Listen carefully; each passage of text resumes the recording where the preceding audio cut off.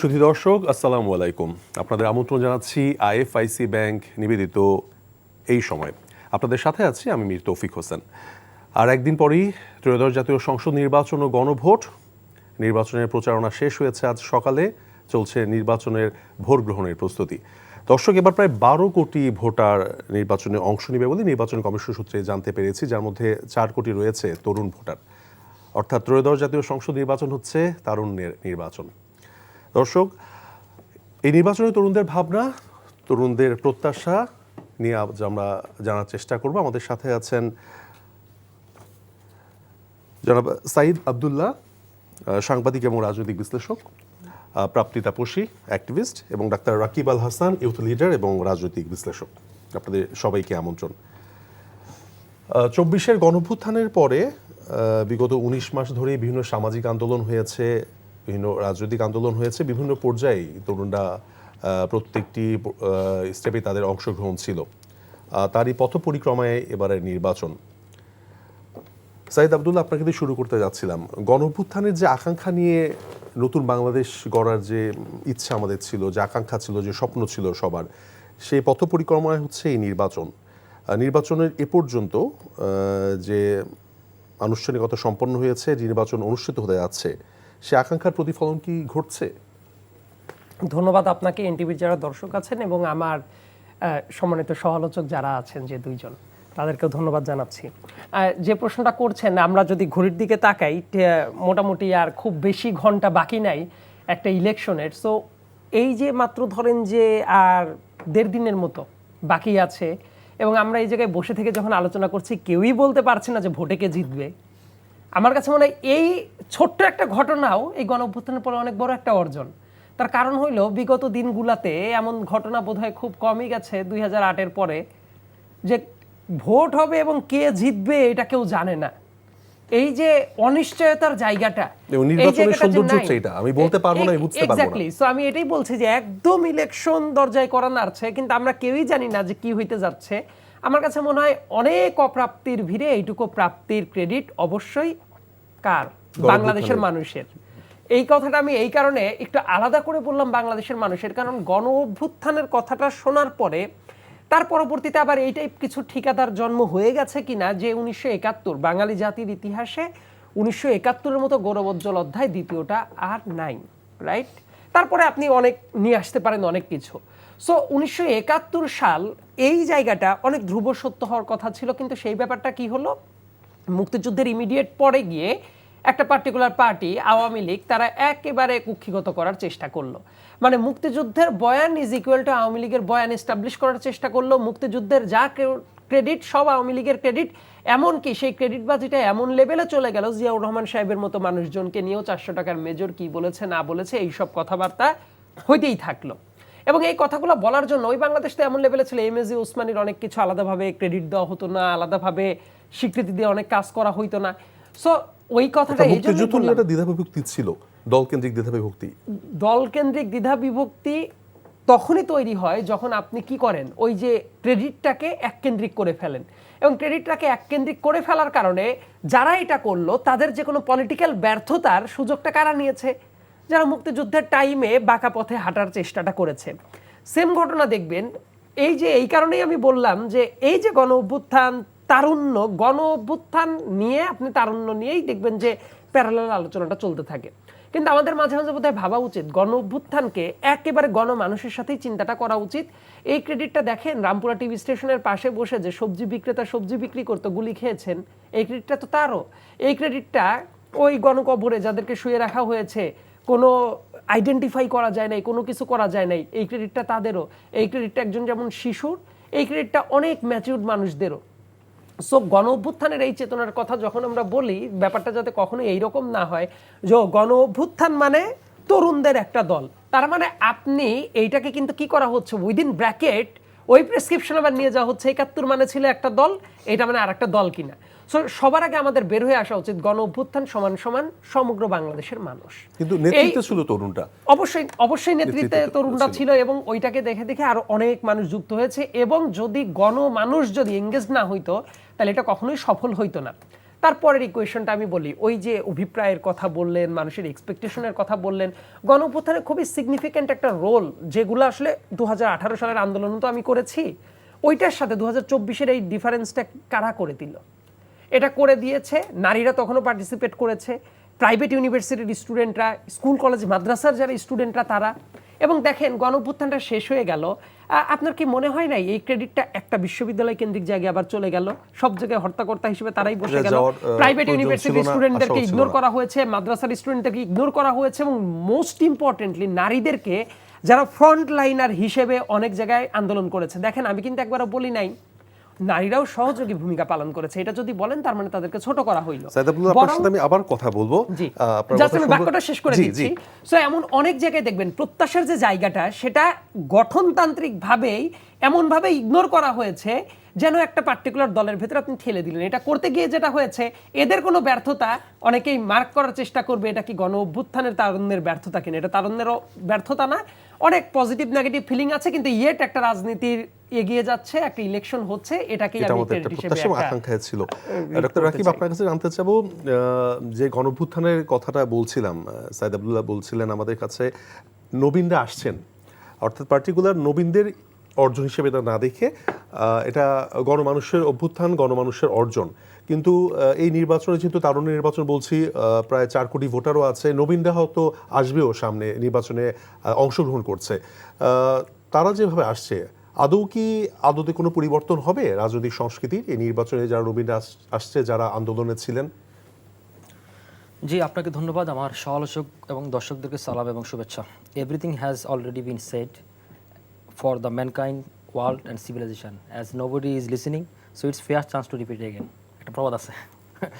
তো পৃথিবীতে সব কিছু বলা হয়ে গেছে অলরেডি, এখন যেহেতু কেউ শুনে নাই, সুতরাং আপনার একটা চান্স আছে আবার এটা বলার। তো গত 1.5 বছরে এই কথাগুলো আপনারাও বলেছেন, আমরা বলেছি, সকলেই বলেছেন। তো যেহেতু কেউ শোনে নাই, আরেকবার বলি। সাইদ আব্দুল্লাহ অলরেডি বলেছে, আমি আরেকবার বলি লাস্ট মোমেন্টে, আখিরি চাঁদ। কালকে আমরা ভোট দেওয়ার জন্য দেশে স্বপ্নে যাবে বাড়ি, আমার স্বপ্নে যাবে ভোট দিতে, তো এটাই লাস্ট টক শো। এখন দেখুন আসলে পরিবর্তনটা আসলে মানুষের একটা আকাঙ্ক্ষা নিয়ে এসেছিল।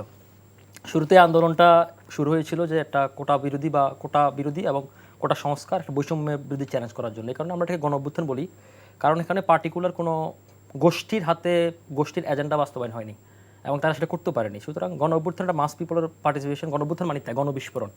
এক্ষেত্রে এই পার্থক্যটা বুঝতে হবে। সমস্যা যে কি, আমাদের যারা তরুণ, যারা হঠাৎ করে গণ অভ্যুত্থানটাকে কুক্ষিগত করার চেষ্টা করলো, সাইদ আব্দুল্লাহ অলরেডি এটাকে কোট করেছে, তো একটা ব্র্যাকেট বন্দি করার চেষ্টা করেছিল, তখন আসলে তারা এখান থেকে আসলে তারা নিজেরও আসলে পদচ্যুত হয়ে গেছিল। ধরেন এটা বুঝতে হবে আপনার, ধরেন আমাদের এটা পুরো গণ অভ্যুত্থান ছিল, আমাদের 71টা কিন্তু একটা বিপ্লব, নতুন রাষ্ট্রের জন্ম দিয়েছে, এবং আমাদের রাষ্ট্রের নাম হচ্ছে, একটা ইন্টারেস্টিং একটা একাডেমিক আলাপ আছে। ধরেন আমরা কিন্তু ডেমোক্রেটিক কান্ট্রি, কিন্তু আমাদের কান্ট্রির নাম কেন People's Republic of Bangladesh, People's Democratic of Bangladesh কেন হলো না?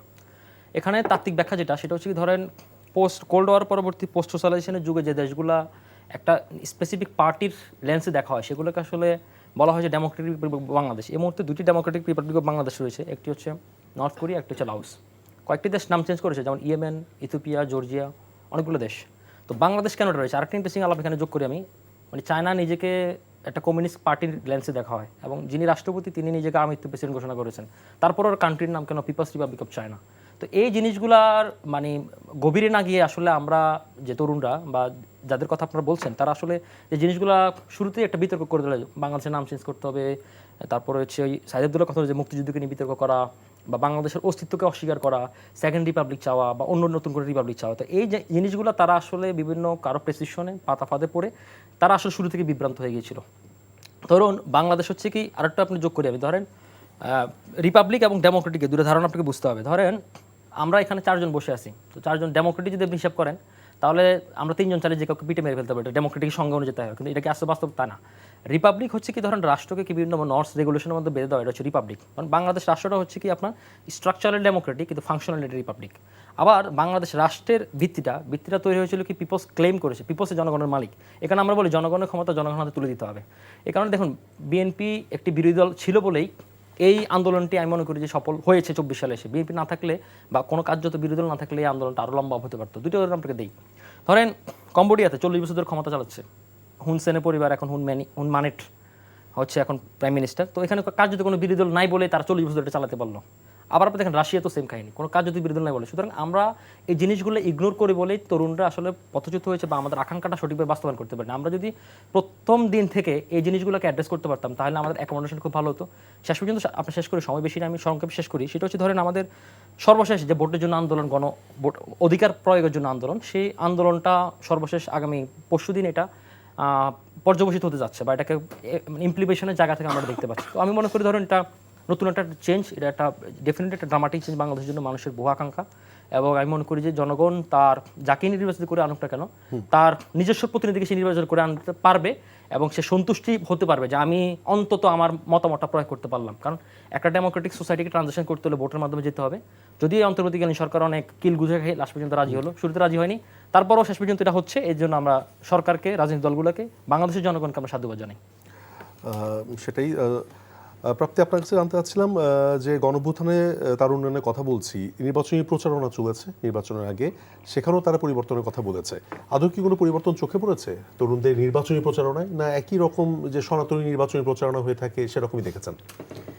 প্রথম কথা হচ্ছে প্রথমেই দুঃখ প্রকাশ করছি দর্শকদের কাছে, আমার গলার অবস্থা খুবই ভয়াবহ। তাও সেই ভয়াবহ গলা নিয়ে যেহেতু আমিও কালকে বাড়ি যাব ভোট দিতে, তো এই কারণেই আমন্ত্রণটা আর কি ফেলতে পারিনি, চলে এসেছি কথা বলতে। বিষয়টা হচ্ছে যে যখন আমরা সকলে মিলে নতুন বন্দোবস্তের কথা বলছিলাম, নতুন বন্দোবস্ত শব্দটা এতই আসলে মানে আমি বলবো যে নেতিবাচক হয়ে গিয়েছে। এটা কেন নেতিবাচক হলো? কারণ যারাই বলেছে নতুন বন্দোবস্ত, তারা কেউই আসলে নতুন বন্দোবস্তের দিকে আগায়নি। আপনি হচ্ছে প্রচারণার কথা বলছিলেন, দেখেন যখন নির্বাচন প্রচারণা শুরু হয়নি তারও আগে কি আমরা দেখিনি যে শয়ে শয়ে বাইক, তারপরে হুটখোলা গাড়ি, সেই হুটখোলা গাড়িতে বাইকে চড়ে তরুণ প্রজন্মের নেতারা তারা হচ্ছে এলাকায় যাচ্ছেন, শোডাউন দিচ্ছেন, আমরা তো সেগুলো দেখেছি। কিন্তু আবার তারাই কিন্তু নতুন বন্দোবস্তের কথা বলছেন। তো অবশ্যই এবারের জাতীয় নির্বাচন আমি বলবো যে অন্য সকল নির্বাচন থেকে আলাদা বাংলাদেশের। এটি আমার প্রথম নির্বাচন, মানে আমি এই বছর প্রথম ভোট দিব, আমার বয়স 25 বছর। আমি তো আমি হচ্ছে এর আগে নির্বাচনে সজ্ঞানেই ভোট দেইনি। তো সেই জায়গায় কিছু কিছু নির্বাচনী প্রচারণা অবশ্যই ভিন্ন নজর কেড়েছে। যেরকম আপনি জানবেন যে ঢাকার একজন প্রার্থী মিজানুর রহমান, তিনি ময়লার ভাগাড়ে দাঁড়িয়ে তার নির্বাচনী ইশতেহার প্রকাশ করেছেন। আবার হচ্ছে আমরা দেখেছি যে আরও কিছু কিছু প্রার্থী তারা হয়তো শব্দের ব্যবহার নিয়ন্ত্রণ করেছেন। আবার তারা হয়তো কেউ কেউ জেনজিদের যেগুলো পছন্দ সেগুলো সোশ্যাল সেই ধরনের নির্বাচনের প্রচারণা করছেন। কিন্তু আমি বলবো যে সেগুলো খুবই স্বল্প মাত্রায়। আমি যদি মোটা দাগের কথা বলি, মোটা দাগের যাদের কাছ থেকে আমরা ভিন্ন কিছু চেয়েছিলাম, প্রত্যাশাটা যেটা ছিল যে ধরেন সনাতনী প্রক্রিয়ায় তারা যাবেন না, কিংবা সনাতনী প্রক্রিয়াও যে খুব খারাপ আমি সেটা বলবো না, সনাতনী প্রক্রিয়ারও তো অনেক কিছু ভালো। আপনি মানুষের দরজায় দরজায় কড়া নেড়ে আপনি ভোট চাইবেন, সেটা তো অবশ্যই ভালো বিষয়।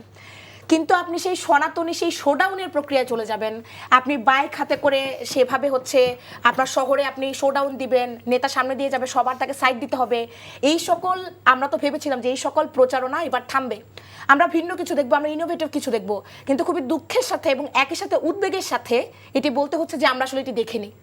আমরা সেই গতানুগতিক সেই মাসল পাওয়ারের রাজনীতি, সেই টাকার শোডাউন, আমরা তো এটিও দেখেছি যে একটি নির্দিষ্ট দলের রাজনৈতিক নেতা তিনি হচ্ছে মানুষকে টাকা দিচ্ছেন ওপেনলি, সেটি হচ্ছে ভিডিও করা হয়েছে।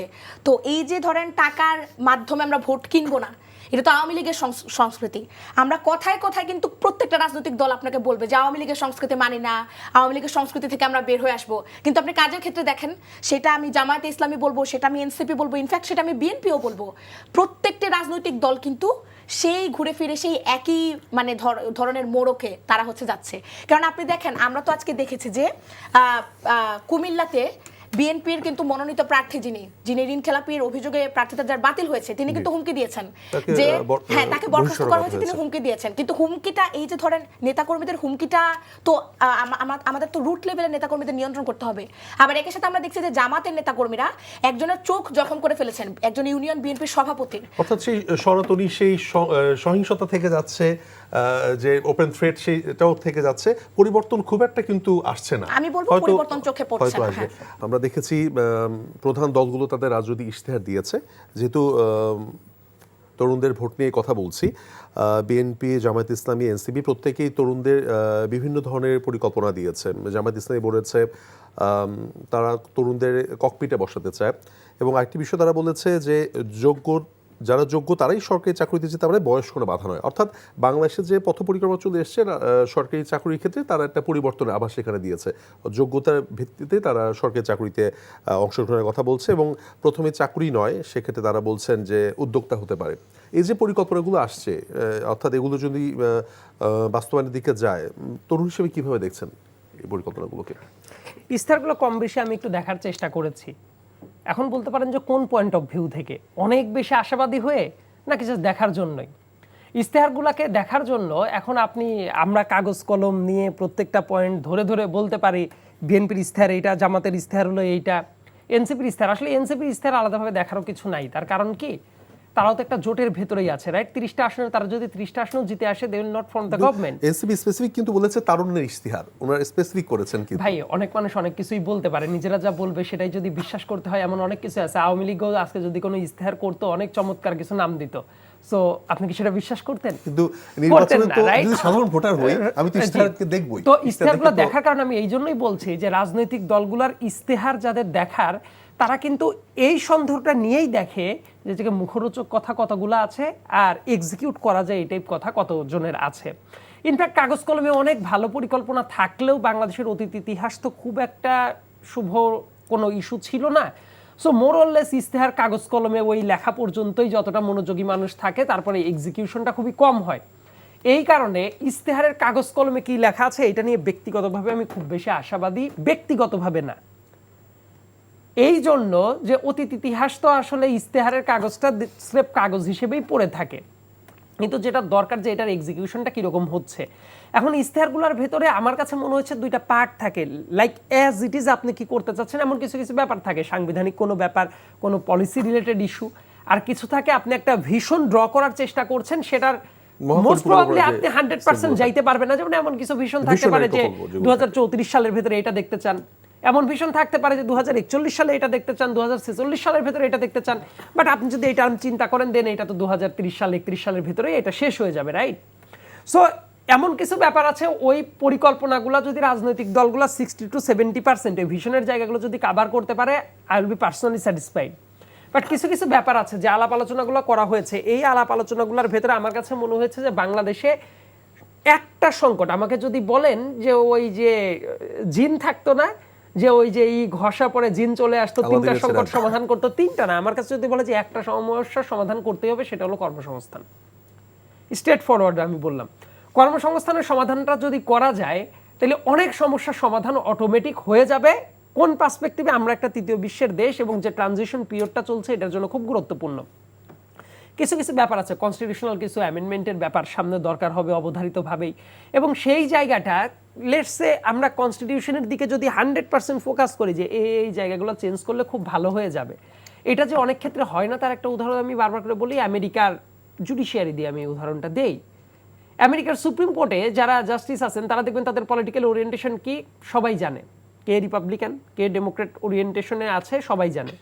এখন এটা থাকার পরেও দেখবেন রুল অফ ল বলে যে জিনিস আছে, বিশ্বের বহু দেশের তুলনায় তারা তাদের নাগরিকের জন্য, আমি কিন্তু আর বহির দেশের নাগরিকের কথা বলছি না, অনেক সমস্যা আছে, তখন মাদুরের মতো অনেক কেস আবার অনেকে নিয়েই আসতে পারে।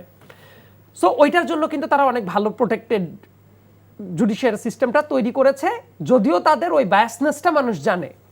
ধরেন বাংলাদেশের জুডিশিয়ারির দিকে তাকান, কোনো পলিটিক্যাল বায়াসনেস নাই, ইয়েট বাংলাদেশের জুডিশিয়ারিতে এমন অনেক জাস্টিস ছিলেন তারা নিজেদেরকে শপথবদ্ধ রাজনীতিবিদ হিসেবে বলতে তারা গর্ববোধ করতেন, এমন অনেক বিচারপতি ছিলেন, বিচারপতি মানিকের মতো বিচারপতি ছিলেন, আবার বাংলাদেশের গণতন্ত্রকে একেবারে গলা টিপে হত্যা করেছে শেখ হাসিনার আমলে আসার পরে 2010 সালে যাকে প্রধান বিচারপতি হিসেবে নিয়োগ দিয়েছিল, যে আদালতের শর্ট অর্ডারটাকে চেঞ্জ করে পুনরায় 16 মাস পরে রায় যেটা লিখেছিল বিকৃত করে দিয়ে গিয়েছিল। এবং এইসব কথাবার্তা বলতে গেলে এইবার তাহলে একটা কথা শুন, কাগজে কলমে কোনো কিছু থাকলেই বা মানুষের পাবলিক পারসেপশন যদি থাকেও yet rule of law establish করা যায়। আবার যে জায়গায় আপনি একেবারে নির্দলীয় নির্ভেজাল কোনো কিছু করেন না, ইয়েট এর ভেতরে থেকেও আপনি অনেক বড় শয়তানিটা করতে পারেন। এই জন্য আমি বলি যে ইস্তারের ভেতরে আমি মোটা দাগে যদি বলি যে কিছু কিছু পলিসি ধরেন যে বাংলাদেশের মানুষকে অ্যাটাক করার জন্য দেয়া হচ্ছে, রাইট? যেমন হেলথ সেক্টরে, এডুকেশন সেক্টরে, ইন পার্টিকুলার সোশ্যাল সেফটিতে ইস্তেহার সেক্টরগুলো যখন আমি দেখেছি যে কর্মসংস্থান ইন পার্টিকুলার ইয়ুথদেরকে অ্যাট্রাক্ট করার জন্য যেগুলো আছে সেগুলো মোটামুটি কাভার করা হয়েছে। কিছু যুগান্তকারী পদক্ষেপ নেওয়ার প্ল্যান করা হচ্ছে, ধরেন যে হেলথ সেক্টরে, পাবলিক হেলথ সেক্টরে ধরেন পাবলিক প্রাইভেট পার্টনারশিপ করার মাধ্যমে সরকার যে সাবসিডিটা ডিরেক্ট প্রাইভেট হসপিটালগুলোতে দিচ্ছে গরিব মানুষদের একটু হেলথের জন্য, ফ্যামিলি কার্ডের কথা বিএনপি বলেছে, ফার্মার্স কার্ডের কথা বলেছে। অবশ্যই উদ্যোগগুলো খুবই ভালো। কখন ভালো? যদি এটা এক্সিকিউট করা যায়। সো এক্সিকিউট করার আগে আমি এই জায়গায় বসে থেকে আজকে বলে গেলাম 100% এটা সফলতা আসবে, কিন্তু যদি এক্সিকিউশন প্রসেসের ভেতরে কোনো ঘাটতি হয় তখন তো এই কথাটা আর গ্রহণযোগ্য হবে না। এই জন্য আমি ভভবিষ্যতের দিকেই ছেড়ে দেই যে যদি এইটা এক্সিকিউট করা যায়, অর্থাৎ পরিকল্পনা যা আছে সেটা ভালো, আবার কিছু কিন্তু ব্যাপার আছে, implementation কিভাবে আবার হবে কিছু তার উপর ব্যাপার আছে। depend করছে। ধরেন আপনি ইস্তেহারের ভেতরে কিছু জায়গায় বললেন সৎ মানুষের শাসন চাই, ইস্তেহারের ভেতরে বললেন যে আমরা এরকম দুর্নীতি করব না। ভাই এটা আপনার একটা স্রেফ উইশ, কিন্তু আপনি কোন মেকানিজমের মাধ্যমে করবেন এটা যদি না থাকে, এক্সিকিউট হবে এবং তারা করতে পারবে। কিছু এই কারণে আছে এই ইস্তেহারগুলোতে একদম ক্লিয়ার কাট ভিশন যেগুলো আছে এটা খুব গুরুত্বপূর্ণ, কিন্তু আপনি স্রেফ ওই সৎ মানুষের শাসন চাই, অমুক চাই। ভাই এটা ডিফাইন করবেন কেমনে? সেটা নিয়ে আপনি আশাবাদী, কিন্তু আমি সেটা প্রপার আশাবাদী, কিন্তু এক্সিকিউশন এটা দরকার আমাদের এক্সিকিউশন জন্য। রাখ পর্যন্ত আমি এতটা হাই এক্সপেকটেশন রাখতে চাই না। ডক্টর রাকিব, বিশ্বের প্রথম জেনজি প্রভাবিত নির্বাচন, রয়টার্স বলেছে। একই কথা বলছি, জেনজি প্রভাবিত নির্বাচন, দলগুলো জেনজিদের নিয়ে বিভিন্ন ইশতেহারে বিভিন্ন পরিকল্পনা দিয়েছে। আপনি কিভাবে দেখছেন পরিকল্পনা বাইরে কি করা দরকার? একজন তরুণ হিসেবে আপনার অভিমত কিরকম? জি, আপনাকে আবার ধন্যবাদ। হ্যাঁ, আপনি এক্স্যাক্টলি বলেছেন। রয়টার্স আজকে বলেছে যে জেনজি প্রভাবিত youth, Gen Z influential elections would be held in Bangladesh. আর কিন্তু আমরা কাছাকাছি যদি আমরা দেখি, শ্রীলঙ্কাতেও কিন্তু একটা আন্দোলন গণ-অভ্যুত্থান হয়েছিল, সেখানেও কিন্তু ইয়তরা ছিল, বাট মূল ফ্রন্ট লাইনই বাংলাদেশের মতো এভাবে ছিল না। ইন্দোনেশিয়া তো ছিল, তারপরে রিসেন্টলি নেপালও ছিল। নেপালের ইলেকশন ঘোষণা হয়েছে মার্চে। আর ইয়ত রিলেটেড প্রভাবিত না হলেও ইয়তরা একটা ডিসাইডিং ফ্যাক্টর ছিল সাম্প্রতিককালে 3টি ইলেকশন। একটি হচ্ছে কি সাউথ কোরিয়া, একটি হচ্ছে ফ্রান্স, আর হচ্ছে চিলি, এবং চিলিতেও তারা একটা ব্যাপক পরিবর্তন আনে। আর বাংলাদেশের ক্ষেত্রে এই মুহূর্তে আপনি বলছেন যে 4 কোটি 4.5 কোটি তরুণ ভোটার, সেক্ষেত্রে প্রায় 1/3, তাই না? এবং এই 1/3 পুরাটাই কিন্তু আপনি জেনজি প্রভাবিত। আপনি দেখেন এটা কিন্তু মানে রিলস, টিকটক বা এই প্রজন্মের মানে তারা সবকিছু কিন্তু এটার মধ্যে একটা আনন্দ খুঁজে পায়। আপনি যদি দেখেন পুরো ঢাকা, পুরো বাংলাদেশের 201টি আসনে ইলেকশন স্থগিত, 299টি আসনে যে নির্বাচনী প্রচারণা চলতেছে, পুরো একটা হাইপ কিন্তু ঢাকা 8-এর দিকে। মানে যাই বলতেছে পুরো ঢাকা 8, মানে বাংলাদেশে একটা ইলেকশন হচ্ছে ঢাকা 8। তো যাক, এখন এই জায়গা থেকে কিন্তু এটা জেনজির একটা মানে মনস্তাত্ত্বিক পরিবর্তন। এবং আমি যেটা মনে করি যে ধরেন জেনজিরা যেটা ভাবছে, যেন আমরাও কিন্তু জেনজির অন্তর্ভুক্ত। এখানে আমি নিশ্চয়ই যারা আছেন, মানে আমি দুজনে যে সিনিয়র সেই সবাই এখানে জেনজি অন্তর্ভুক্ত। এবং এটা আসলে ধরুন যেহেতু আমরা দীর্ঘদিন থেকে, এবং আমরা যখন বাংলাদেশে ফেয়ার ইলেকশন হয়েছে তখন আমরা খুব ছোট্ট শিশু বাবুটাবু ছিলাম। তো এখন আসলে আমরা কিন্তু পুরা মানে একটা ট্রমার মধ্যে দিয়ে আমাদের যেতে হয়েছে। ধরুন হাসিনার দুঃশাসন পুরাটাই তো আমরা দেখেছি শুরু থেকে। তো এখন হাসিনা যেহেতু নাই, বাকিদের ক্ষেত্রে আসলে বাকিরা এরা কীভাবে দেখছে, কীভাবে ডিসাইডিং ফ্যাক্টর হবে, এটা নিশ্চয়ই এখন এটাকে আসলে মানে অনুমান করাটা খুবই টাফ। এবং আরেকটা বিষয় হচ্ছে ধরেন বাংলাদেশের মানুষ বা জরিপভিত্তিক যে ডেটাগুলা বা জরিপভিত্তিক যে ভোটের মানে প্রবণতাটা, সেটা আসলে ধরেন ইন্ডিয়াতে খুব বেশি কার্যকর হয় না, ইউএসএ খুব বেশি কার্যকর হয় না, বাংলাদেশে অনেক জরিপ করতেছে ভালো। এটা আসলে একটা মনস্তাত্ত্বিক ওয়ান সাইড ভিউ দেখা যায়, কিন্তু আলটিমেট এটা যে রেজাল্ট হবে ব্যাপারটা আসলে বলা যায় না। আর এই মুহূর্তে সাইদুল্লাহ যেটা বলছে যে কর্মসংস্থানের বিষয়টা, আসলে কর্মসংস্থান বিষয়টা তো সবচেয়ে বেশি প্রায়োরিটি তরুণদের জন্য। কারণ হচ্ছে কি আপনি দেখেন আমাদের এই হাসিনা পতন আন্দোলনটা কিন্তু কর্মসংস্থান কেন্দ্রিক আন্দোলনে শুরু হয়েছিল। এবং আমি একটা প্রশ্ন যোগ করতে চাই, ধরেন বাংলাদেশের 55 বছরের স্বাধীনতার ইতিহাসে এই মুহূর্তে রাইট নাও এই মুহূর্তে বাংলাদেশের সবচেয়ে বেশি বেকার, এবং প্রতি 3 জনের একজন গ্রাজুয়েট বেকার। এবং আগামী সরকারের জন্য সবচেয়ে বড় চ্যালেঞ্জ এটা, আপনি যদি কর্মসংস্থান তৈরি না করতে পারেন। কারণ এই জেনজি যে প্রজন্ম, তারা কিন্তু আসলে দেখুন, তারা কিন্তু কোনো, আমি মনে করি না যে তারা খুব ফিক্সড আইডিওলজিতে বিশ্বাসী। যখন আপনি তাকে স্যাটিসফ্যাক্টরি করতে পারবেন না বা তাকে আপনি উত্তেজিত করে ফেলেন, তখন আপনি যে কোনো জায়গায় তাকে মোবিলাইজ করা ইজি। আপনি প্রত্যেকটা দেশে কিন্তু এটা হচ্ছে, ইভেন এটা মানে ইউরোপের কান্ট্রিগুলোতে এখন ছড়াই যাচ্ছে জেনজি রেভলিউশনটা, তাই না? এখন এটা একটা বড় চ্যালেঞ্জ। আর আমি রিপিটেডলি যেহেতু বলতেছি, আবার রিপিটেডলি আবারও বলি, 4টা জিনিস আসলে আমরা যদি মৌলিক জিনিস ঠিক করতে পারি, তাহলে আমি মনে করি যে আমাদের কাঙ্ক্ষিত বাংলাদেশের লক্ষ্যমাত্রার জন্য আমরা মিনিমাম স্টেপে যেতে পারবো। ফার্স্ট হচ্ছে কি আমাদের স্বাধীন তত্ত্বাবধায়ক সরকার ব্যবস্থা, মানে আমাদের তত্ত্বাবধায়ক সরকার ব্যবস্থা যদি কেউ ম্যানিপুলেট করার চেষ্টা করে, তাহলে এটা আবার আমাদেরকে পিছিয়ে দেবে। সুতরাং এই জিনিসটা আমাদেরকে আমাদের রাখ পর্যন্ত বাংলাদেশের জন্য অন্তত রাখতে হবে, 1 নম্বর ইস্যু। 2 নম্বর হচ্ছে কি ধরেন স্বাধীন দুদক, স্বাধীন এনআরবি, এবং হচ্ছে স্বাধীন পুলিশিং, সাথে হচ্ছে স্বাধীন বিচার ব্যবস্থা। এই 4-5টা যদি আপনি রাখেন, আমি ধরেন আমাদের এই গণভোটটা, আমি একটু সময় দিন আমাকে, একটু গণভোটটা 4টি তো সাংবিধানিক বললেন, যেটাই প্রশ্ন করেছিলাম যে তরুণদের জন্য আমি আসতেছি। এখন এই 4টা জিনিস যদি আপনি মানে স্যাটিসফ্যাক্টরি লেভেলে যদি আপনি পৌঁছাতে পারেন, হ্যাঁ, তাহলে ধরেন কর্মসংস্থানটাও একসাথে, এবং তার সাথে এই 4টা জিনিস রেডি করতে পারলে কিন্তু আপনার অনেক কিছু মানে সব কিছু কিন্তু আপনার দিন শেষে এগুলোর উপর ডিপেন্ডেন্ট। এই কারণে আমি 4টাকে মূল বলি, কারণ আমাদের অর্গানের জন্য মূল অর্গান কি, লাংস, হার্ট, কিডনি, ব্রেন, এগুলোই তো, তাই না? এই 4টা ফাংশন ঠিক রাখতে পারলে আপনার বাকি অর্গানগুলো ঠিক থাকবে। এখন এই ক্ষেত্রেও তাই, রাষ্ট্রের আসলে মৌলিক জিনিসগুলোকে যদি আপনি এভাবে রিস্টোর করতে পারেন, এবং এমনকি যে সরকার আসে তারা যদি এটাতে ফোকাস করে, একই সাথে কর্মসংস্থান এবং যুগের চাহিদা বলি আমরা এটাকে। যুগের চাহিদা কেন? ধরেন ওই আর বললেন সৎলোকের শাসন চায়, আর ভাই সৎলোকের শাসন তো বিষয় সবাই তো চায়, আর সবাই তো ইশতেহার ভালো কথা বলতে, সংবিধান ভালো কথা বলে। এখন আমি একটা সংবিধান নিয়ে একটু কথা বলতে চাই। ধরেন এই যে সংবিধান লেখা নিয়ে, সংবিধান কারেকশন নিয়ে, ভাই আমার আপনার একটা বুঝান তো, ধরেন পৃথিবীতে কোন সংবিধানে কি লেখা আছে এক নায়কতন্ত্র হতে হবে? পৃথিবীতে এখনো 35-40টা দেশ এক নায়কতন্ত্র আছে না, আছে না? আফ্রিকার দেশগুলা, ল্যাটিন আমেরিকার দেশগুলা। সুতরাং এই সংবিধান নিয়ে নাড়াছাড়া আমাদের এই সংস্কার কমিশন একটা ফাউল কাজ করছে। ধরেন 8 মাস ধরে চা নাস্তা খাইছে, চা নাস্তা খাইয়া 84টা বানাইছে। একটা ইন্টারেস্টিং গল্প শেয়ার করি আমি মানে ইন্ডিভিজুয়ালি সব পলিটিক্যাল দল জিজ্ঞেস করছি, ভাই 84টার মধ্যে কি আছে আপনি আমার আগে বুঝান, পরে আমি গণভোটের বিষয়ে যাবো। হ্যাঁ না আমি জনগণ, আমি আপনাকে ভোট দিব, আপনি বলেন 84টাই, 4টাও বলতে পারে না। তো এই হচ্ছে আমাদের গণভোটের অবস্থা। গণভোটের কি বাস্তবতা আপনার সময় দিলে আমি পরের টার্মে একটু তাহলে যোগ করবো আপনাকে।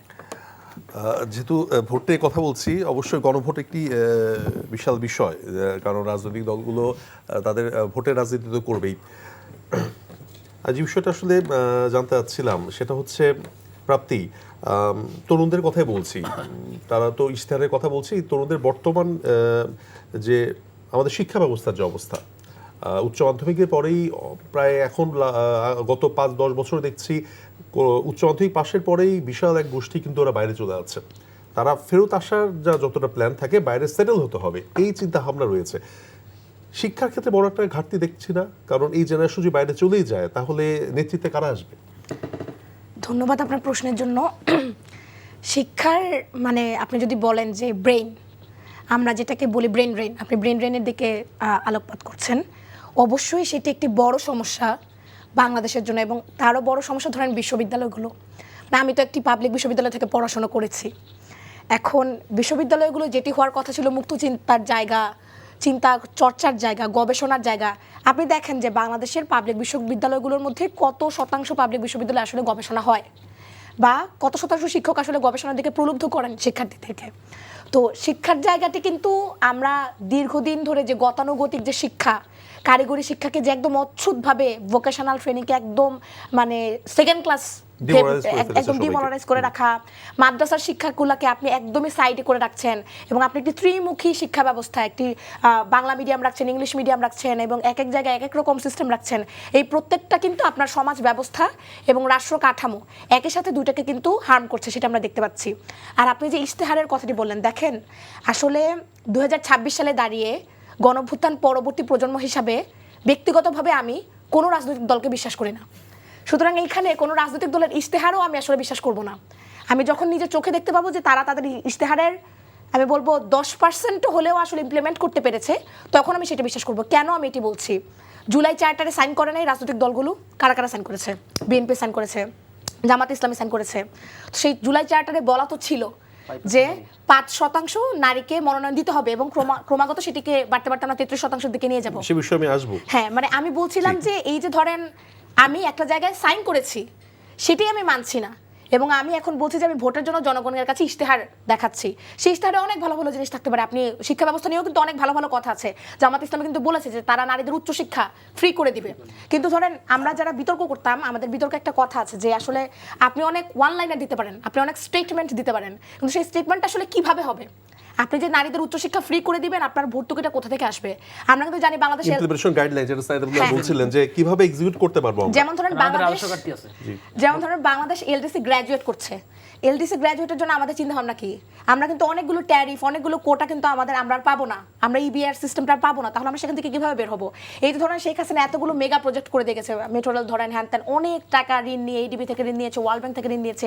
এই ঋণগুলো তো আপনার সামনের বছর থেকে শোধ করতে হবে, সেটা নিয়ে আপনার পরিকল্পনা কি? তো আপনি দেখেন মুখের কথায় পপুলিস্ট কথা, অনেক কথা বলা যায় যে আমি অনেক কিছু করে ফেলবো, কিন্তু আদতে তো তাদের কাজ দিয়ে প্রমাণ হচ্ছে। কিন্তু ধরেন গণঅভ্যুত্থান পরবর্তী 1.5 বছর ধরে একটি রাজনৈতিক দলও কিন্তু তাদের মানে বিশ্বাস রাখতে পারছে না। সুতরাং এইটা দুঃখজনক, কিন্তু এখন আমাদের আসলে মন্দের ভালো রাজনৈতিক দলকে চুজ করতে হবে। সুতরাং আমি বলবো যে রাজনৈতিক দল আসলে আমাকে একটু হলেও দেখাচ্ছে যে তারা আসলে কি করতে পারবে, এবং সেটি আমার কাছে দৃশ্যমান, তারা আসলেই তরুণদের নিয়ে ভাবছে, তারা নারীদের নিয়ে ভাবছে, তারা আদিবাসীদের নিয়ে ভাবছে, এবং তারা সকলকে অন্তর্ভুক্তি করার মাধ্যমে আসলে বাংলাদেশ বাংলাদেশ পরিকল্পনা করার কথা, অন্তত চিন্তা করছে, আমি বলবো করবে হয়তো না, কিন্তু অন্তত চিন্তা তো করছে ভাই, তাদের মুখের কথায় তো অন্তত তারা সেটা সেটাকে বলছে, বিশ্বাস করে হয়তো সামনে সেটাকে বিশ্বাস করে সামনে আমাদের হবে। এগোতে হবে। সেটাই আসলে তারুণ্য নির্ভর ভোটের কথা বলছি, তারুণ্যের রাজনীতির কথা বলছি, কিন্তু মৌলিক যে জায়গাগুলো কর্মসংস্থান, উচ্চশিক্ষার ব্যবস্থা করা, সেই ব্যবস্থাগুলোর কোনো আমূল পরিবর্তন সম্ভব হবে কিনা সেটা দেখার বিষয়। সৈয়দ আব্দুল্লাহ, গণভোট হ্যাঁ না, সরকার থেকে প্রচারণা চালানো হচ্ছে, রাজনৈতিক দলগুলো সবাই বলেছে হ্যাঁ ভোটের পক্ষে, কিন্তু একটা ধোঁয়াশা কিন্তু জনগণের কাছে রয়ে যাচ্ছে আসলে হ্যাঁ নাতে কি আছে। চারটি মৌলিক বিষয় আছে, তরুণরা কিভাবে দেখবে? প্রায় 4 কোটি ভোটার আছে, সবাই কি বুঝে হ্যাঁ নার দিকে এগোচ্ছে? তাদের কোন মেসেজটা আছে? প্রশ্নটা হলো আপনি 4 কোটি ভোটার তরুণরা বুঝবে কিনা এই প্রশ্ন যখন করছেন, তার মানে কি আরেকটা বার্তা কি এরকম আবার থেকে গেল কিনা যে বাদ বাকি যে 8 কোটি ভোটার আছে তারা বুঝে গেছে কিনা? কিন্তু সমস্যাটা হলো তাদের জন্য বোঝাটা আরো বেশি মুশকিল, তাদের জন্য বোঝাটা আরো বেশি মুশকিল। এমনকি এই প্রশ্নের সেটআপটা আমি কিন্তু বলি নাই যে এই জায়গায় হা ভোট বা না ভোট কোনো একটা ঝামেলা বা কোনো কিছু, যেমন দেখে আমার কাছে বহু আগের থেকে আমি অনেক জায়গায় বলেছি যে ব্যক্তিগতভাবে দেখে আমি হা ভোট দিতে চাই।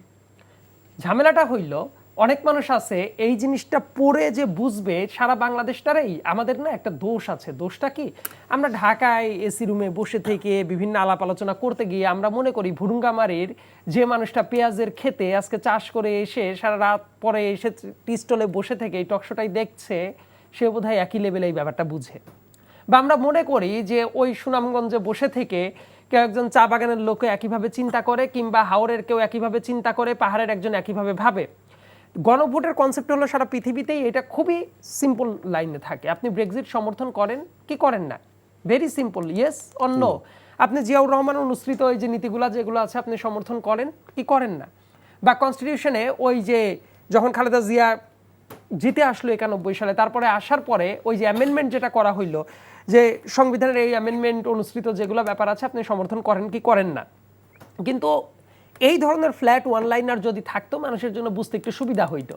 কিন্তু এইবার আপনি আসার পরে মোটামুটি আধা পৃষ্ঠা আপনি বিভিন্ন কথা লিখলেন। এইটা বলেন তো যে ভোটের মাঠে এই জিনিসগুলো পড়ে পড়ে বুঝে হাত দিবে কি না দিবে, এইটা অশিক্ষিত যারা আছে, আমি তাদেরকে ছোট করছি না, যা শিক্ষার স্কেলিং এর কথাটা বলছি, সেটা বাদ দেন। অনেক শিক্ষিত মানুষ আছে পড়ে এটা বোঝার মতো ক্যাপাসিটিতে নাই। এখন ব্যাপারটা হইলো এইটা না থাকার কারণে একটা তো কনফিউশন রাইজ করবে। সো গভর্নমেন্টের জায়গা থেকে হয়তো অনেকে এক্সপেক্ট করছে যে এমনভাবেই ভোটটা দেওয়া হোক যাতে করে ওপরে হ্যাঁ আছে আর অপশন নিচে হইল না। সো পড়ার পরে ওপরের যে অপশনটা আছে যাতে প্রবাবল ট্রেনটা ওই জায়গাতেই থাকে। এটা নিয়ে আমি দেখলাম খুবই গুরুত্বপূর্ণ একটা আলাপ করেছেন বাইতুল মুকাররম মসজিদের যিনি খতিব সাহেব আছেন, খুবই চমৎকারভাবে বলছেন। এই কথাটা আমরা অনেক জায়গায় রেইজ করেছি যে অনেক মানুষ থাকতে পারে যার মনে হইতে পারে এই 4টার ভিতরে আমি 3টার সাথে একমত, 1টার সাথে একমত না, বা 2টার সাথে একমত, 2টার সাথে একমত না। আপনি তো প্রশ্ন সেট করেছেন 4টা, আপনি একটা প্রেমিসের উপর ভিত্তি করে যদি সবকিছু জায়েজ করার চেষ্টা করতেন একটা ব্যাপার। আমার কাছে মনে হয়েছে কি যে প্রসেসটা একটু জটিল হয়ে গেছে, প্রসেসটা আরেকটু সহজ হইলেও পারতো। কিন্তু প্রসেসটা এইভাবে জটিল বানানোর জন্য যেটা হবে, অনেক জায়গায় অনেক মানুষ কনফিউজড হয়ে যাইতে পারে। কিন্তু সত্যিকার অর্থে যদি এটা দরকার হয়, আপনি অনেক সিম্পলিফাইড ভার্সন রাখলে, উদাহরণ তো কয়েকটা দিলামই যে পৃথিবী ব্যাপী এই ধরনের উদাহরণটা চলেছে, গণভোটে অংশগ্রহণ করতে পারতো, কিন্তু এই জিনিসটা ঠিকমতো করে। এমনকি কমিশন নিজেও যে অনেক বেশি কনফিউজ তার ব্যাপারটা দেখেন।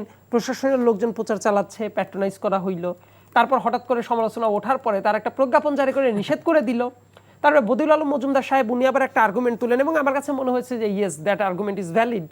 যে উনি বলছেন আরপিওর যে ইস্যুটাকে ধরে কথা বলছে ওইটা হলো নর্মাল ইলেকশনের ব্যাপারে, জেনারেল ইলেকশনের ব্যাপারে, but that will not include referendum.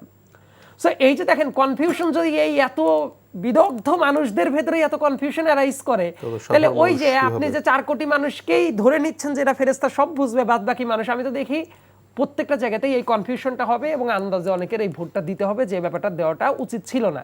বরং প্রসেসটাকে যদি আরেকটু ইজি করা যাইতো, সবাই কম বেশি বুঝে ভোটটা ইজিলি দিয়ে দিতে পারতো। আরও একটা ব্যাপার আছে, দেখুন গণভোটের প্রচারের পরে এটার প্রচারণার মাধ্যমে এমন এমন কিছু কথা বা কিছু কিছু প্রমিস দেওয়া হচ্ছে যে ব্যাপারটা আসলে এটার সাথে রিলেটেড না। যেমন গণভোটে হ্যাঁ ভোট দিলে সবার কর্মসংস্থান হয়ে যাবে, এটাই কথা অনেক প্রচারণার ভেতরে দেখা যাচ্ছে। কিন্তু কাহিনীটা হইলো এটার সাথে এটার রেলেভেন্সটা কোথায়? আপনি প্র্যাকটিক্যালিটিটা দেখেন, অনেক কিছু নাই। আপনি কিন্তু প্রচারণা যারা চালাচ্ছে ভোটের গাড়ি ব্যবহার করে দেখাচ্ছে এই যে গণভোটের প্রচারণা চালাচ্ছে, এই কাজগুলো করা হচ্ছে, কিন্তু আদতে এই টাইপ কাজ হইলে কি হবে জানেন? একটা বেলুন আপনি জানেন যে নর্মাল একটা লেভেল পর্যন্ত ফুলানো যায়, আপনি এত বড় করে ফুলাইলেন 4 সাইডে অনেক দৃশ্যমান হইলো, এত বেশি দৃশ্যমান হলো, তারপর যখন ফুটে যাওয়ার আশঙ্কাটা তৈরি হয় তখন দেখা যায় পুরো ব্যাপারটাই ফাঁপা বাতাস ছিল, এবং এই ব্যাপারটা কিন্তু উবে যাইতে পারে। এই জন্য আমার কাছে মনে হয় গণভোটের ইস্যুটা ঠিক আছে, আমি তো বলেছি আমার কাছে দেখে মনে হচ্ছে ভোট দেওয়া উচিত এই জায়গাতে, কিন্তু এই ব্যাপারটা আরো সিম্পলিফাইড না করার কারণে অনেক কনফিউশন অ্যারাইজ করবে, সাধারণ এবং এই জনগণের জন্য গণভোটটার একটা মাধ্যমেই বাংলাদেশ সমস্যা তৈরি হাবিয়া হতে পারে। দুজক থেকে পরের দিন জান্নাতুল ফেরদৌসে পরিণত হবে। এটা যদি করতে হয় তাহলে অনেক ক্ষেত্রে এক্সপেকটেশন কিভাবে নামতে পারে জানেন? আমি আমাদের অত্যন্ত শ্রদ্ধেয় প্রফেসর ডক্টর মোহাম্মদ ইউনূস সাহেবের উক্তি দিয়ে একটু বুঝাই দিই। উনি যখন দেশে আসলেন, আসার পরে বললেন সারা বিশ্ব আমাদের কাছে ছুটে আসবে, আমাদের অনুকরণ করবে। তারপর দেখলাম প্রফেসর ডক্টর মোহাম্মদ ইউনূস সাহেব কিছুদিন আগে একদম অন রেকর্ড একটা রাষ্ট্রীয় প্রোগ্রামে বসে বলছে এই জায়গার মতো জোচ্চর মানুষ পৃথিবীতে আর কোথাও নাই, জালিয়াতির মতো লোক কোথাও নাই। তার মানে উনি যখন ক্ষমতা নিলেন উনি দেখানোর চেষ্টা করছেন সারা পৃথিবীর মানুষ আসবে, অনুকরণ করবে। উনার 1.5 বছরের ভেতর কি এমন হইল যে উনি বলছেন যে সবচেয়ে বেশি জালিয়াতির ব্যাপার কি এমন হইলো? মানুষ এক্সপেক্ট করবে যে রোহিঙ্গারা পরের ঈদ পালন করবে নিজেদের দেশে, হঠাৎ করে দেখবে 1.5 বছর পার হয়ে যাওয়ার পরে যাই তো নাই, বরং আরো উল্টা নতুন করে এসে যুক্ত হয়েছে। 3-0 বিশ্ব গড়ার জন্য খুবই আগ্রহ, আমরাও দেখতে চাই ব্যাপারটা। কিন্তু বাংলাদেশে এমন অনেক কিছুই হয়ে গেছে যে জায়গায় একটা সরকারের করতে হয় অ্যাক্ট, এই সরকার করেছে ফেসবুকে রিয়্যাক্ট। সরকারের নিতে হয় পদক্ষেপ, সরকার গিয়ে শোক, এটা হইলো আমরা শোক জানাচ্ছি, এই কাজটাই গভর্নমেন্ট করেছে। অনেক জায়গায় ডিরেক্ট যেভাবে মবটা হয়েছে সেই ব্যাপারটাকে জাস্টিফাই করার চেষ্টা করা হয়েছে। এমন অনেক জিনিস ঘটেছে যে জিনিসটা সরকার 2 দিন পরে ঘুম থেকে ওঠার পরে ও আমি দেখি নাই, আমি বুঝি নাই, এইটাই কাজ করা হয়েছে। অস্ত্র উদ্ধার করার কথা ছিল, রাইট, ইলেকশনটাকে ফেয়ার করার জন্য। স্বরাষ্ট্র উপদেষ্টা সাহেব কয়েকদিন আগে খুব চমৎকার করে বললেন যে অস্ত্র এইভাবে চলে গেছে, এই অস্ত্র এই ইলেকশনে ব্যবহার করা হবে না। দ্যাট মিনস কেউ না কেউ এসে ওনাকে বলে গেছে যে অস্ত্র উদ্ধার করা হয় নাই, এই অস্ত্রগুলো আপনি টেনশন করেন না, আমরা ইলেকশনে ব্যবহার করব না। কিন্তু এটা বলার পরেও তাদেরকে যে জবাবদিহিতার আওতায় নিয়ে যাওয়া হয় নাই, এই ব্যাপারগুলো কেউ কিন্তু প্রশ্ন করে নাই। এবং ওই জায়গা থেকে যাচ্ছে, অর্থাৎ ওই জায়গা থেকে যখন গণভোট ব্যাপারটা নিয়ে আমার খুব একটা ঝামেলা নাই। এমনকি বাংলাদেশে একটা আশার যেটা বানে, আপনি সবসময় নেগেটিভ কথা বললে আবার ঝামেলা। কারণ বাংলাদেশে বলা হচ্ছে না যে কোনো কিছু করা সম্ভব না, বাংলাদেশে এমন অনেকগুলো আইন আছে যেটা আপনার জন্য এইখানে গণভোট না হইলেও কোনো প্যারা নাই। ব্যাপারটা কি বাংলাদেশে কিছু আইন যে বলা হচ্ছে না সব রাজনৈতিক দলের 2/3 মেজরিটি থাকলে যাচ্ছে তাই করতে পারে না, পারে না। 15 অ্যামেন্ডমেন্ট অলরেডি আদালতের রায় আছে, এবং বাংলাদেশের এমন কিছু ফান্ডামেন্টাল ব্যাপার আছে যে ব্যাপারটা ভবিষ্যতে 2/3 মেজরিটি তো দূরে থাক, আপনার সংসদে যদি 300টা আসনের 300টা আসনও থাকে, ইয়েট আপনার গণভোটে যাইতেই হবে। কারণ এটা বাংলাদেশের কনস্টিটিউশন আগেও ছিল, পরবর্তীতে এটা হাসিনা এসে চেঞ্জ করে গিয়েছিল। সো এমন অনেক পরিবর্তন আছে, রাজনীতিবিদরা ইচ্ছা করলেই নিয়ে যাইতে পারবে না। আসলে ডক্টর রাকিব, আপনার কাছে আমি যাচ্ছিলাম যে সংশয়ের কথাগুলো বললো, মব ভায়োলেন্স, নির্বাচনী প্রচারণা তো শেষ হয়ে গেল, নির্বাচনের আগেও সেই গতানুগতিক কিছু সহিংসতা হয়েছে, ভায়োলেন্স হয়েছে, তবে বিগত নির্বাচনগুলো থেকে অনেকটাই কম। আরও 2 দিন আছে, এই বিষয়ে নিয়ে কোনো সংশয় আছে নির্বাচনকালীন সহিংসতা নিয়ে? আচ্ছা দেখুন, আপনাকে আবার ধন্যবাদ। আমরা শুরু থেকে যখন ওসমান হাদি যখন মারা গেলেন তখন আমরা ভেবেছিলাম যে মানে এই সিনারিওটা খুব বাড়বে, প্রকট আকারে বাড়বে। সোপার সরকার দুর্বল হলেও, ইসি দুর্বল হলেও, প্রশাসন ব্যবস্থা দুর্বল হলেও এটা সামহাও কোনোভাবে ম্যানেজ হয়ে গেছে। সোপার আমরা স্যাটিসফাইড। বাট আগামী 2 দিন কিন্তু আমাদের সুপ্রিম টাইম, শুধু তাই না, ইলেকশনের পরবর্তী সময়টা কিন্তু খুব ইম্পর্টেন্ট সময়। কারণ ইলেকশনের পরবর্তী সময় সহিংসতা কিন্তু বাংলাদেশে কম বেশ আগেও দেখা গিয়েছে। তারপরে বড় কথা হচ্ছে ধরুন একটা আশঙ্কা, আমাদের প্রিপেয়ার থাকতে হবে, অ্যালার্ট থাকতে হবে, সরকারকে অ্যালার্ট থাকতে হবে, রাজনৈতিক দলগুলোকে অ্যালার্ট থাকতে হবে, আবার ইসিকে অ্যালার্ট থাকতে হবে। এবং ইলেকশন পরবর্তী সময় আমি এখন নতুন যে সংকটটা দেখি সেটা হচ্ছে কি কেউ নাকি আবার ইলেকশন বয়কট করে ফেলে। এবং হচ্ছে কি ধরেন আপনার যদি আগের দিন রাতে ইলেকশন দিন সকালে কিংবা দুপুরে বা বিকেলে ইলেকশন বয়কট করে ফেলে কিন্তু নতুন একটা সংকট তৈরি হতে পারে। এবং ইলেকশন যদি ফলাফলটা যদি প্রত্যাখ্যান করে ফেলে তখন কিন্তু একটা নতুন সংকট তৈরি হবে। সেই একই ধারাতেই থাকলাম না, এটা আমি আশঙ্কার কথা বলছি, এগুলো হবে আমি তা যদি হয়ে থাকে, আমাদের যে পূর্ববর্তী নির্বাচন দেখেছিলাম হয় বয়কট না হলে প্রত্যাখ্যান, যাই হোক এটা যদি হয়ে থাকে তাহলে এটা খুব দুঃখজনক হবে। এবং পরবর্তী সময় ধরেন আমি আরেকটা আপনার সাথে যোগ করি, ইলেকশন ক্ষমতা হস্তান্তর প্রক্রিয়াটা, গণভোটের ক্ষেত্রে আমার একটা আপত্তি আছে। ধরেন আমি গণভোটের পক্ষে, হ্যাঁ, কিন্তু এটা মানে প্রসেস বা সিস্টেমটা নিয়ে আমি কখনোই স্যাটিসফাইড। আমি শুরুর দিন থেকে বলে আসতেছি, ধরেন আপনার এখানে আপনি পার্লামেন্ট ভেঙে দিলেন, তাই না? তা আপনি কনস্টিটিউশন স্থগিত না করে আর একটা কনস্টিটিউশন মতো লেখার চেষ্টা করতেছেন। ধরেন আমাদের সংবিধান তো 72 সাল লেখার পর 17-18 বার কাটাবাটি হয়ে গেছে। এখন এটাকে কি আপনি নতুন কোনো অ্যামেন্ডমেন্ট দিবেন নাকি সুপ্রা কনস্টিটিউশন করবেন? এটা কিন্তু সরকার ক্লিয়ার করেনি, তাই না? এবং এই যে আপনি একটা মানে একই সাথে সংবিধানটাকে রাখলেন, আবার একটা গণভোট আয়োজন করলেন যেটা পার্লামেন্টও না, তাই না? তো সেই জায়গা থেকে এটা কিন্তু একটা ব্যাড প্র্যাকটিস হয়ে থাকবে। কারণ আগামীতে যখন আমাদের রাজনৈতিক সংকট তৈরি হবে তখন সে তার সুবিধা মতো করে আরেকটা গণভোট পাস করাই নেবে, একটা ব্যাড প্র্যাকটিস। আমি একটা সংক্ষেপে শেষ করে দিই আপনাকে। ধরেন আরেকটা বিষয় হচ্ছে, ধরেন আমাদের কিন্তু ওই সাইদ আব্দুল কিন্তু অলরেডি সে লয়ার স্টুডেন্ট, সে নিজেও কিন্তু সবকিছু অ্যাড্রেস করেছে। আমি একটু যোগ করে আপনাকে, ধরেন আমাদের এই পার্লামেন্টের কিন্তু তার কিছু সার্বভৌমত্ব অধিকার রয়েছে, সে চাইলে কিন্তু আইন তৈরি করতে পারে। কারণ আমাদের শিশু অধিকার আইন, মাদকদ্রব্য আইন, নিরাপদ সড়ক আইন, এগুলো সংসদে তৈরি হয়েছে। তখন সরকার চাইলে কিন্তু এই জিনিসগুলো ওখানে পার্লামেন্টে বসে করতে, তাহলে জিনিসটা প্র্যাকটিক্যাল, জিনিসটা সুন্দর দেখা যেত। আরেকটা বিষয় ধরেন আমাদের পার্লামেন্ট হওয়ার পরে এগুলো তো ডিসকাশন হয়েছে, আবার তো 180 দিন এগুলা সাংবিধানিক কাউন্সিল হবেই, তাহলে আপনি সেটাও করতে পারতেন। কিন্তু সরকার এখানে আমার কাছে মনে হয় সরকারটা চালাই করলো। আরেকটা বিষয় আপনাকে বলি, সরকার ধরেন এখনো পর্যন্ত ক্লিয়ার করেনি যে এই সরকার যে ক্ষমতা হস্তান্তর করবে তাকে কোন পদ্ধতিতে তার হাতে ক্ষমতা হস্তান্তর করা হবে, কে তাকে শপথ পড়াবে। কারণ ইউজুয়াল সিস্টেমে তো আমরা জানি যে স্পিকার পড়াবে, স্পিকার এখন নাই, আবার বলছে যে স্পিকার না থাকলে প্রধান বিচারপতি, আবার এটাও বলে দিচ্ছে আবার নতুন করে যে যদি 3 দিনের মধ্যে যদি কাউকে খুঁজে না পাওয়া তাহলে ইসি পড়াবে। তো এই জিনিসগুলো কিন্তু আপনার সাংবিধানিক রুলসগুলো ব্রেক করা হচ্ছে। তো এগুলো কিন্তু আমাদের আশঙ্কা জায়গা রয়ে গেছে। সর্বশেষ আমি শেষ কথা 1 সেকেন্ডে শেষ করি, সেটা হচ্ছে ধরেন সবকিছু মিলেই সবকিছু দূর ফেলে আমরা চাই না যে একটা দায় মুক্তির ইলেকশন হোক। কারণ হচ্ছে কি আমরা নতুন বাংলাদেশ গড়ার জন্য, সবাইকে অ্যাকোমোডেট করার জন্য আমরা একটা এই ইলেকশনের মাধ্যমে আমাদের গণতন্ত্র যাত্রা উত্তরণের পথে আমরা হেঁটে যাই, এটাই আমরা চাই। সর্বশেষ আপনাদেরকে ধন্যবাদ জানাই, দর্শকদেরকে ধন্যবাদ জানাই। প্রাপ্তি, আপনার সাথে শেষ একটা ডিসকাশনে আসবো, সেটা হচ্ছে নারী নেতৃত্ব এবং নারী প্রতিনিধি। এবার আর প্রায় 1891 জনের মধ্যে 76 জন নারী প্রতিনিধি রয়েছে এবং নারী নেতৃত্ব নিয়েও কথা হয়েছে। তরুণ নেতৃত্ব আসছে। এই নির্বাচনে এই যে ধোঁয়াশাটা তৈরি হয়েছে দুটো বড় দলের মধ্যে এবং নারী নেতৃত্বে আসা নিয়েও একটা ধোঁয়াশা তৈরি হয়েছে, আবার মাত্র 76 জন নারী জনপ্রতিনিধি নির্বাচন করছেন। তরুণদের এত বড় অর্জন, বৈষম্য বিরোধী আন্দোলন থেকে শুরু গণ অভ্যুত্থান, তাহলে কি বৈষম্য রয়ে যাচ্ছে না নির্বাচনে? সেটি হচ্ছে যে শুধুমাত্র যে নির্বাচনে বৈষম্য বা আমি বলবো যে লিঙ্গীয় জায়গা থেকে বৈষম্য তা তো নয়, আপনি জাতিগত জায়গা থেকেও তো বৈষম্য দেখতে পাচ্ছেন। আমরা যখন দেখছি যে ধরেন আমাদের যে পাহাড়ি অঞ্চল রয়েছে সেখানে আদিবাসীদের নমিনেশন না দিয়ে বা আদিবাসীরা প্রতিনিধিত্ব না করে সেখানেও বাঙালিরাই প্রতিনিধিত্ব করছে, সেটাও তো এক ধরনের বৈষম্য। বা আপনি দেখেন যে আপনি দেখবেন যে যারা ইলেকশন করছেন তাদের যে সম্পদের পরিমাণ, মানে গরিব মানুষ তো আসলে ইলেকশন করতে পারছে না, সেটি তো প্রমাণ হচ্ছে বারবার। যদি আপনি স্পেসিফিক্যালি প্রশ্নটি নারী নিয়েও করেছেন, আমি মানে এটি আসলে হতাশা যে শুধু বিষয়টি এরকম না, মানে এটি এখন মানে রাগের পর্যায়েও না, এটি এখন হচ্ছে আমি কি বলবো বিশ্বাসঘাতকতা। কারণ এটা মানে কেউই অস্বীকার করতে পারবে না যে গণঅভ্যুত্থানটা সফল হয়েছে নারীদের কারণে।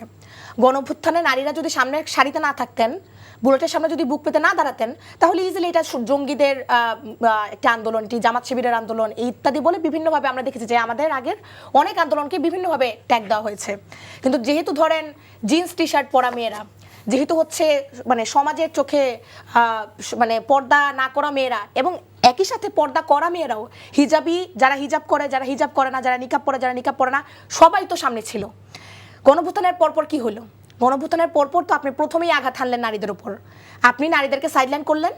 আপনার পছন্দের, আপনার চুজ করা যারা আপনার ভাষায় কথা বলবে, যারা পুরুষের শিক্ষায় দেওয়া ভাষায় কথা বলবে, যারা আপনার কথাটি গিয়ে টক শোতে বলবে, যারা আপনার কথাটি গিয়ে বিভিন্ন ফোরামে বলবে, বিভিন্ন সভায় বলবে, আপনি তাদেরকে চুজ করলেন এবং চুজ করে করে বললেন যে এই যে দেখো আমার দলে নারী প্রতিনিধি, এই যে নারী নেতৃত্ব। তো নারী নেতৃত্ব তো পিতৃতান্ত্রিক ভাষায় কথা বলে না। নারী নেতৃত্ব তো নারীদের সাথে একটা কানেকশন থাকতে হয়, শুধুমাত্র মুখে নারী বা শারীরিক অবয়বে নারী হইলে তো আর হয় না। তাও ধরলাম, তাও আমি বাদ দিলাম। ধরেন এই ইলেকশনে মানে দেখানোর জন্য, আমার কথা হচ্ছে যে দেখানোর জন্য তো রাজনৈতিক দলগুলো অনেক কিছু করে। কোন পর্যায়ে পৌঁছালে একটি দল একজনও নারীকে নমিনেশন দিলেন না। মানে আপনি দেখেন যে জামাতে ইসলামীর যিনি আমির, তার যিনি সঙ্গী, জীবন সঙ্গী যিনি, তিনি কিন্তু সংরক্ষিত আসনে এমপি ছিলেন। জামাত ইসলামের আমির কিন্তু প্রশ্ন উত্তরে এটি বলেছেন যে আমরা রাস্তা প্রস্তুত করছি, আমরা ক্ষেত্র প্রস্তুত করছি। আর কত বছর ধরে ক্ষেত্র আপনি প্রস্তুত করবেন? মানে এত বছর ধরেও আপনি, যিনি অলরেডি একজন এমপি ছিলেন সংরক্ষিত আসনে, তিনি কি এত বছর ধরেও সক্ষমতা অর্জন করতে পারেননি যে তিনি মানে ডিরেক্টলি ইলেকশন করবেন? কেন করতে পারলেন না? তো এই যে আমরা কিন্তু জামাতের অনেক নারী নেতৃত্বের দেখি, কিন্তু তারা কেউই আসলে ধরেন এই যে ডিরেক্টলি যে ইলেকশনটা করবে সেটির মধ্যে দিয়ে গেলেন না, একজনও গেলেন না। এবার ধরেন এনসিপির কথায় আসি। এনসিপির অনেক তরুণ নারী নেত্রীরা তারা কিন্তু খুবই আশা জায়গা নিয়েছিলেন। তারা সকলে নিজেদের এলাকায় তারা নমিনেশন তুলেছিলেন, তারা জনগণের সাথে কথাবার্তা বলা শুরু করেছিলেন। সেই জায়গায় এনসিপি যখন জামাতের সাথে জোটে গেল, সেই জোটে 2 জন নারী নেত্রীকে রাখলো। এবং চিন্তা করেন, ইলেকশনের জন্য তো মানুষ অনেক কিছু করতে হয়, আসলে ভোটের মাঠের জন্য অনেক পপুলিস্ট রাজনীতিতে যেতে হয়। আপনি ধরেন টুপি পরা শুরু করবেন, আপনি নামাজের কথা বলা শুরু করবেন, আপনি আল্লাহর কথা বলা শুরু করবেন। তো এই যে ধরেন আমি এখন যেভাবে চলি, ধরেন আমি তো হিজাব পরি না, এখন আমি যদি ভোটে দাঁড়াই, তাহলে যদি আমি হিজাব পরা শুরু করি, তাহলে কি সেটি আমার স্বকীয়তা বজায় থাকলো নাকি থাকলো না? তো ধরেন এই যে আসলে নারীদেরকে নারী ক্ষমতায়ন বলা হচ্ছে নারী নেতৃত্ব, কিন্তু তারা আসলে পুরনো যে পিতৃতান্ত্রিক রাজনীতি সেই রাজনীতির ধারণার মুখেই মধ্যেই চলছেন, রয়ে সেই যাচ্ছে। রাজনীতির ধারণার মধ্যেই আছেন। তো এটি আসলে আমি বলবো যদি যে শেষ কথা বলেন হ্যাঁ। কিভাবে আশা জায়গা নিয়ে থাকতে পারে আশা নির্বাচনে? জায়গা নিয়ে বিষয়টা হচ্ছে যে দেখেন, আমি খুবই ব্যক্তিগতভাবে আশাবাদী মানুষ। এই ইলেকশনটা আমি মনে করি একটা ট্রানজিশনিং মোমেন্ট বাংলাদেশের জন্য, এবং যত হতাশাই থাকুক না কেন আমরা কিন্তু এই দিনটা দেখতে পেরেছি, বহু বছর পরে এই দিনটা আমরা দেখতে পেরেছি, এবং এটা আমার বাংলাদেশের জনগণের উপর তীব্র বিশ্বাস। আমরা 1952-তে আমরা লড়াই করেছি, আমরা 1971-এ লড়াই করেছি, শুধু বিপ্লব নয়, আমরা মুক্তিযুদ্ধ করেছি, আমরা 90-তে স্বৈরাচার আমাদের হটিয়েছি, অর্জন আছে, প্রত্যেকটা আমাদের অর্জন আন্দোলনের আছে, অর্জন এবং আছে। এই জায়গায় বাংলাদেশের নারীরা, বাংলাদেশের জনগণ যতবারই এই ধরনের আঘাত আসবে আমরা লড়ব। সৈয়দ আব্দুল্লাহ 30 সেকেন্ড সময় দিব। আমাকে দিন। আমি আশাবাদী হইতে চাই যে বাংলাদেশে এমন একটা ইলেকশন হোক যে ইলেকশনে কেউ জিতবে কেউ হারবে, কিন্তু দিন শেষে একটা ভালো ইলেকশন যাতে হয় এবং পিসফুল ট্রানজিশনটা যাতে হয়। 30 সেকেন্ডের আগেই শেষ করে দিয়েছি। রাকিব, জি, আমারও শেষ কথা, আমাদের সে আকাঙ্ক্ষার নির্বাচন, আমরা যেন ভোটের মাধ্যমে, আমরা ভোট বিপ্লবের মাধ্যমে, ব্যালট বিপ্লবের মাধ্যমে আমরা আমাদের পছন্দের প্রার্থীকে জিতে আনতে পারি, এবং আমরা যেন পার্সোনালি স্যাটিসফাইড থাকি যে আমার প্রার্থী, আমার কাজ আমি করেছি, বাকিটা তার ব্যাপার, বাকিটা তার রাষ্ট্রের ব্যাপার, এবং আমি রাষ্ট্রে নাগরিক হিসেবে রাষ্ট্রতে কন্ট্রিবিউট করতে চাই। আমরাও সেই অংশগ্রহণমূলক সুষ্ঠু নির্বাচন চাই। আপনাদের তিনজনকে ধন্যবাদ। এটি প্রাণবন্ত আলোচনা হয়েছে। দর্শক, এতক্ষণ আমরা দেখছিলাম আইএফআইসি ব্যাংক নিবেদিত এই সময়। আর একদিন পরে ত্রয়োদশ জাতীয় সংসদ নির্বাচন এবং গণভোট, প্রত্যেকে ভোটে অংশগ্রহণ করবেন এবং আমরা আশা করছি একটি সুষ্ঠু সফল নির্বাচন অনুষ্ঠিত হবে। সবাইকে শুভরাত্রি।